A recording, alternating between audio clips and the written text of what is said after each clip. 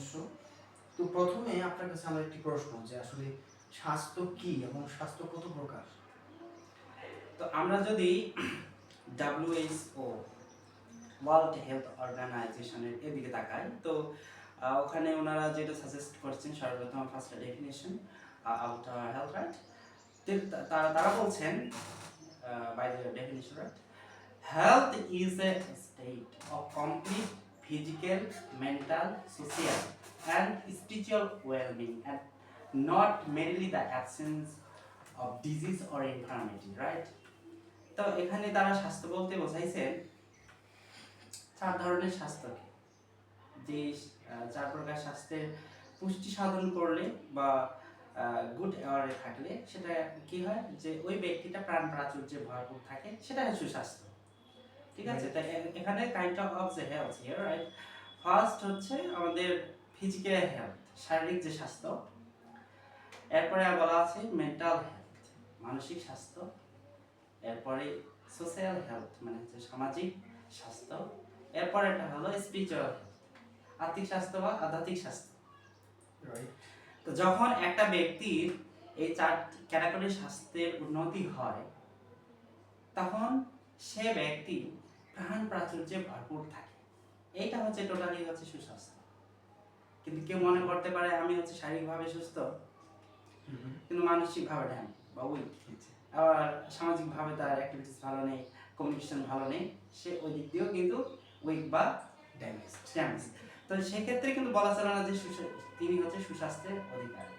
এখন গ্রামগঞ্জে বা বিভিন্ন জায়গায় যেখানে এরকম হেলথ এডুকেশনটা পৌঁছায় নাই, সেখানে লোকজন যারা আছে তারা মনে করে যে কোনো ব্যক্তির স্বাস্থ্য ভালো মানে মোটা হওয়া, হ্যাঁ, ওদেরকে সো বিউটিফুল, হ্যাঁ, এগুলোকে স্বাস্থ্য, হ্যাঁ, অনেকেই স্বাস্থ্য এটা মনে করছেন যে এটাই সুস্বাস্থ্য, কিন্তু আদৌ সেটা নয়। যাদের ওজন বেশি, যারা মোটা, তাদের ডায়াবেটিস হওয়ার চান্স থাকে। আর এখন তো প্রতি 10 জনে একজন ডায়াবেটিসের পেশেন্ট, প্রতি 5 জনে একজন হার্টের রোগী অথবা তারা হাই প্রেশারের রোগী। এটা পরিসংখ্যান বলছে, ইয়েস, এটা এক প্রেজেন্ট রিয়েলিটি। তো আমাদের যেটা প্রশ্ন করলেন যে সুস্বাস্থ্য বা স্বাস্থ্য কাকে বলে এবং কোন কত ক্যাটাগরি হয়, এটা স্বাস্থ্য বলতে এই বোঝায় যে একটি, আমরা কখন বুঝবো যে একটি ব্যক্তি পূর্ণাঙ্গ রূপে সুস্বাস্থ্যবান, যখন দেখবো যে ওই ব্যক্তি প্রাণ প্রাচুর্যে ভরপুর হচ্ছে।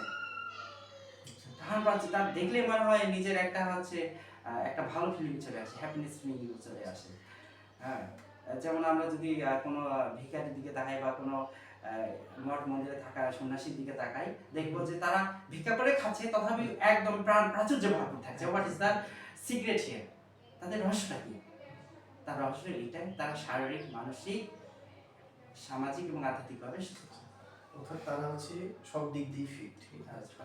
আচ্ছা, তো আমরা এই যে ফিটনেস গুলো আমরা এই হেলথে কিভাবে মেনটেন করতে পারি, বা আমরা দৈনন্দিন জীবনে এটা কিভাবে নিজের মধ্যে অ্যাপ্লাই করতে পারি? আচ্ছা, এখন বিষয় হলো যে অ্যাপ্লাই করার আগে তাদের কিন্তু এডুকেটেড হতে হবে, অর্থাৎ এই বিষয়গুলো সম্পর্কে জ্ঞান থাকতে হবে। এডুকেটেড বলতে কেমন, যে জেনারেল যে নলেজ, হ্যাঁ, জেনারেল যে নলেজ সেটা জানতে হবে। তাই আমাদের এই যে সেন্টার বা একটা হচ্ছে এরকম অর্গানাইজেশন পরিচালিত হচ্ছে, সেটা হচ্ছে বিসিআর হেলথ অ্যাওয়ারল্যান্ড।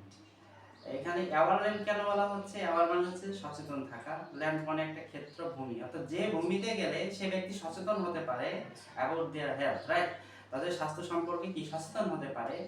অর্থাৎ আমি এনাদের একটা মানে সহজে কিভাবে তাদেরকে এই এই রোগ এবং স্বাস্থ্য বিষয়ে বোঝানো যায়, সেই বিষয়ে আমাদের এখানে বিভিন্ন ধরনের কোর্সগুলো পরিচালিত হচ্ছে।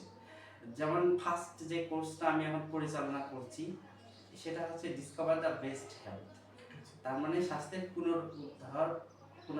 পুনরুদ্ধার করা। আচ্ছা, তার মানে হচ্ছে কেউ যদি তার ফিটনেস ও তার ফিজিক্যাল, মেন্টাল, সোশ্যাল এন্ড হচ্ছে মানে যে চারটা যে ওয়েলবিং, কারণ এগুলো যদি কেউ ব্যালেন্স করতে চায়, তার মানে হচ্ছে সেটা শেখার জন্য বা মেনটেন করার জন্য আপনার কাছে এখানে আসতে পারে, যে কোনো এনি টাইপস অফ কনসালটেশন। হ্যাঁ হ্যাঁ, তারা আসতে পারেন, এবং বিশেষ করে আমি তাদের ক্ষেত্রে বেশি বেশি জোর দিব যারা লাইফস্টাইলের আক্রান্ত হয়ে গেছে, মানে লাইফস্টাইল ডিজিজে আক্রান্ত হয়েছেন। যেমন হচ্ছে হাই প্রেশার, ডায়াবেটিস, ওবেসিটি, এরপরে এখন তো কি কয় যে মাউথ আলসার হচ্ছে অ্যাপটাস, সেটাও লাইফস্টাইলের কারণেই হচ্ছে। তো এই ধরনের রোগগুলো সিরিয়াসলি এই ধরনের ক্লাসগুলো করা উচিত, তাদের জানা উচিত, তাহলে তারা তাদের স্বাস্থ্য সম্পর্কে সচেতন হয়ে তারা তাদের যে রোগ হয়েছে সেই রোগের প্রতিরোধ করতে পারে। আচ্ছা স্যার, তো হচ্ছে যারা হেলথ মেনটেন করতে চায়, তো এদের ক্ষেত্রে খাবারের আদর্শ টাইম কোনটা? অর্থাৎ সকালে ব্রেকফাস্ট কখন করবে এবং দুপুরে যে লাঞ্চ এবং রাতে যে ডিনারটা, এটা কোন সময়টা আদর্শ সময় খাবার গ্রহণের জন্য? এখন আদর্শ সময়ের আগে বুঝতে হবে যে আদর্শ খাবার কোনটা। আচ্ছা, আদর্শ তো সময়, হ্যাঁ, এই বিষয়ে একটু আপনি তাহলে এক্সপ্লেইন করলে ভালো হয়। আদর্শ খাবার সেটা যেটা আমাদের বডিতে থাকা ডিএনএ সেই খাবারকে চিনি।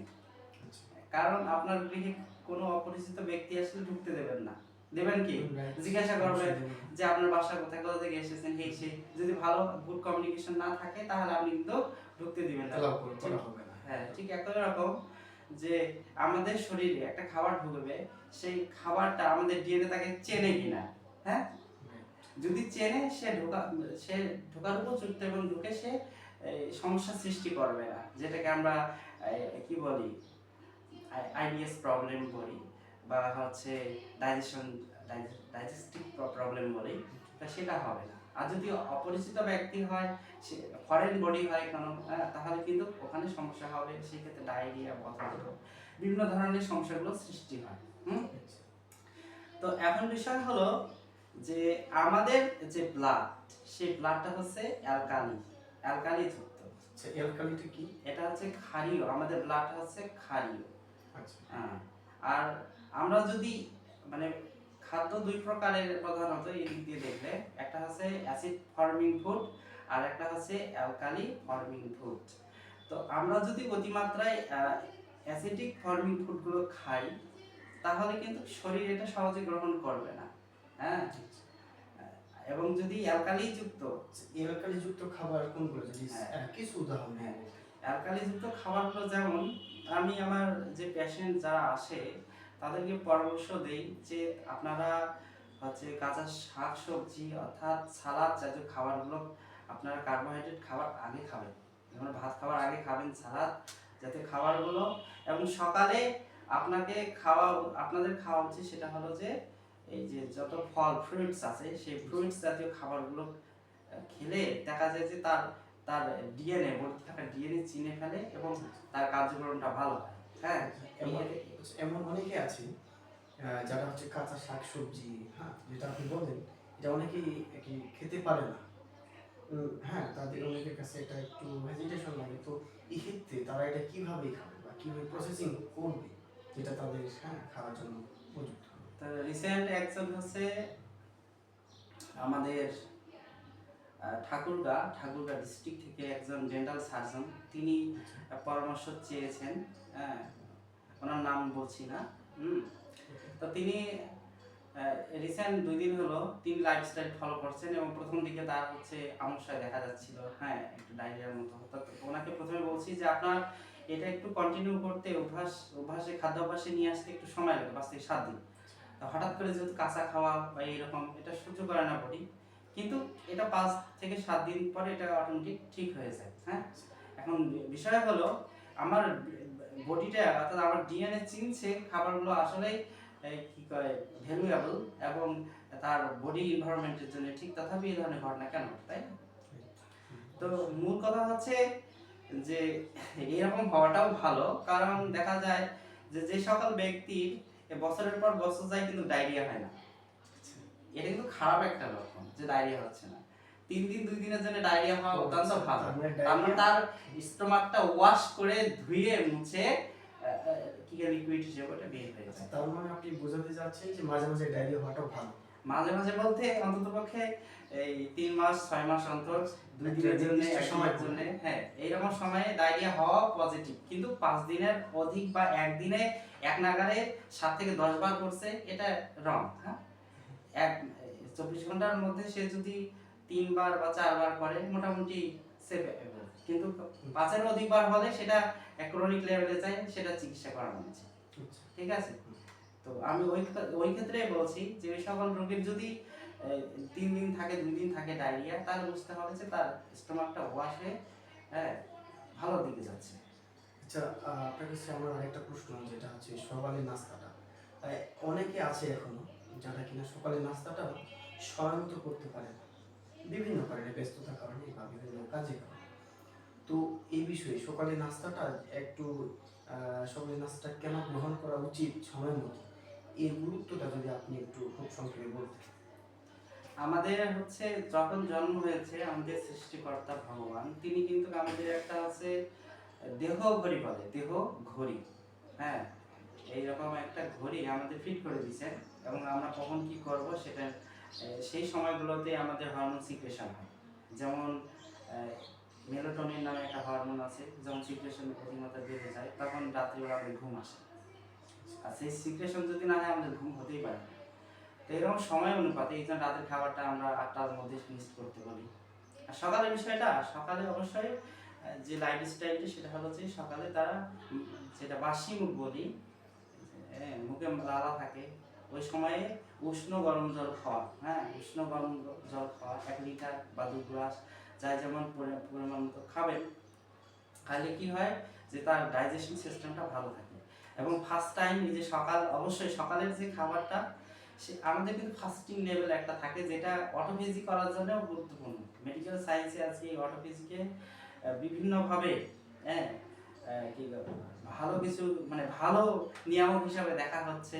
এবং অনেকে শুরু করেছে 12 ঘন্টা, 6 ঘন্টা, 24 ঘন্টা, 72 ঘন্টা পর্যন্ত এই অটোফেজিটা করা হয়।